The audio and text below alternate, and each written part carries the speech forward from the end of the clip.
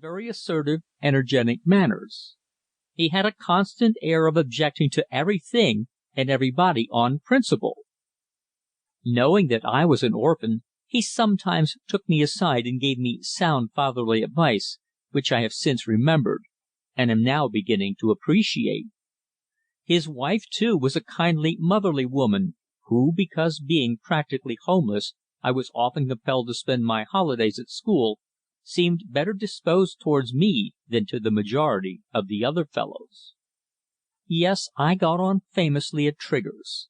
Known by the abbreviated appellation of Scars, I enjoyed a popularity that was gratifying, and, bar one or two sneaks, there was not one who would not do me a good turn when I wanted it.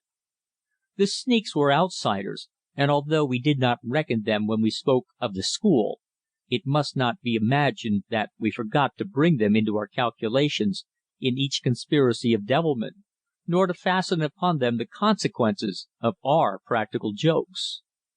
My best friend was a mystery. His name was Omar Sanan, a thin, square chap with black piercing eyes set rather closely together, short crisp hair, and a complexion of a slightly yellowish hue. I had been at Trigger's about 12 months, and was 13 when he arrived. I well remember that day. Accompanied by a tall, dark-faced man of decided negroid type, who appeared to be ill at ease in European clothes, he was shown into the doctor's study, where a long consultation took place.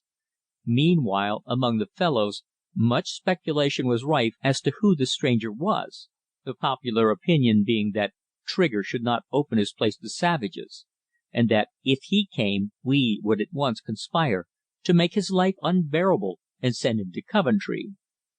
An hour passed, and listeners at the keyhole of the doctor's door could only hear mumblings, as if the negotiations were being carried on in the strictest secrecy. Presently, however, the black man wished Trigger good day, and much to everyone's disgust and annoyance, the yellow-faced stranger was brought in and introduced to us as Omar Sanom, the new boy. The mystery surrounding him was inscrutable. About my own age, he spoke very little English, and would in conversation often drop unconsciously into his own language, a strange one which none of the masters understood or even knew its name. It seemed to me composed mainly of P's and L's. To all our inquiries as to the place of his birth or nationality he remained dumb. Whence he had come we knew not. We were only anxious to get rid of him. I do not think Trigger knew very much about him. That he paid very handsomely for his education I do not doubt, for he was allowed privileges accorded to no one else, one of which was that on Sundays when we were marched to church he was allowed to go for a walk instead, and during prayers he always stood aside and looked on with superior air, as if pitying our simplicity. His religion was not ours. For quite a month it was a subject of much discussion as to which of the 5 continents Omar came from, until one day, while giving a geography lesson, the master, who had taken the west coast of Africa as his subject, asked, "Where does the Volta river empty itself?" There was a dead silence that confessed ignorance. We had heard of the Russian Volga, but never of the Volta.